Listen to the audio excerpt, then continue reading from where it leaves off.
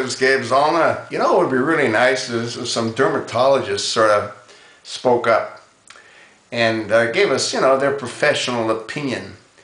And the opinion that I would appreciate knowing is, if you take a look at Barack Hussein Obama Jr.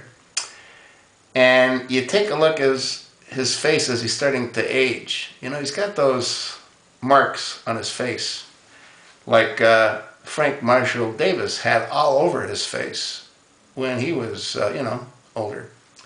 And as the months turn into years, Obama is starting to look an awful lot like Frank Marshal Davis.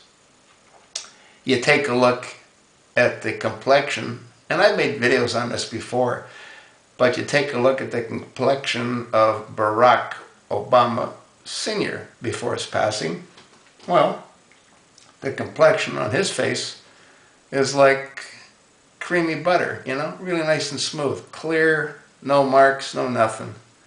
Yet Marshal Davis, they're all over his face. And I think we're going to see, as Obama continues to go through the aging process, guess what, he's going to have his face looking a whole lot like his daddy's with all those marks. They're already starting to pop up all over his face as we speak. But it's going to get a lot worse. And so, do I think that Frank Marshal Davis is his papa?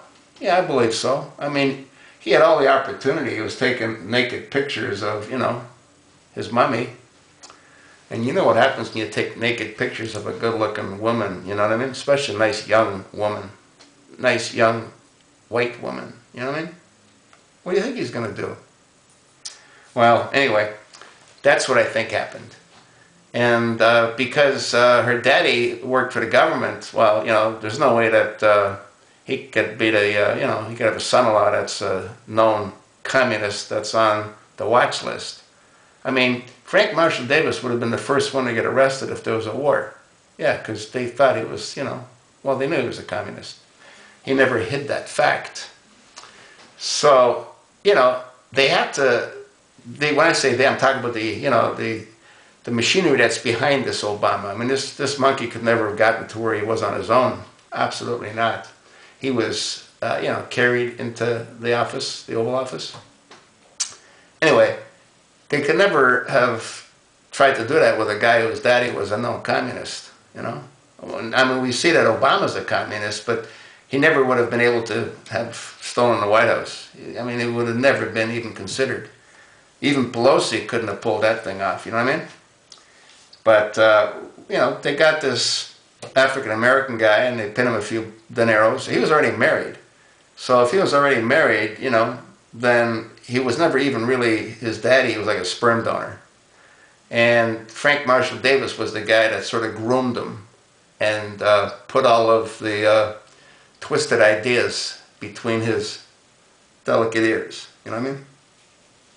Anyway, that's what I think.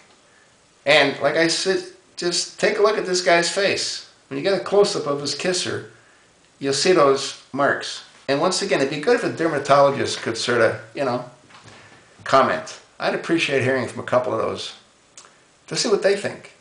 Because, I mean, I'm just looking at it from a layman's perspective. You know what I mean? But those marks are very distinctive. And they're coming on fierce. The other thing, too, is I believe most of you know, is Obama did have a nose job. Because the nose that he had before was more like an African-American nose. He had it sort of, straightened out and all that stuff.